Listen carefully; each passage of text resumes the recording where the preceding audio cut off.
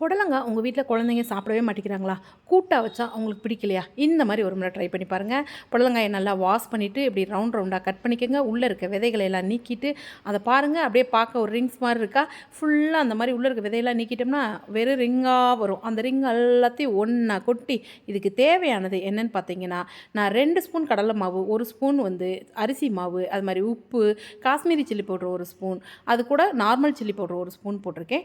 இதோட நீங்கள் தேவைன்னா உங்கள்கிட்ட இருந்ததுன்னா கார்ன்ஃப்ளோர் சேர்த்துக்கங்க 1 ஸ்பூன். இல்லைன்னா நீங்கள் எப்பவும் போல் கடலை மாவு, அரிசி மாவு, இந்த மிளகாய் பொடி, மஞ்சள் பொடி, உப்பு இதெல்லாம் போட்டு நீங்கள் பஜ்ஜிலாம் செய்கிறப்ப சில்லிலாம் ரெடி பண்ணுறதுக்கு என்ன பண்ணுவீங்களோ அதே தாங்க பிசைஞ்சு வச்சுக்கோங்க. எண்ணெயை காய வைங்க. இதை கலந்து வச்ச புடலங்காயெல்லாம் எடுத்து அந்த எண்ணெய்க்குள்ளே போட்டு பொரித்து எடுத்திங்கன்னா சூப்பரான சில்லி ரெடி ஆகிடும்.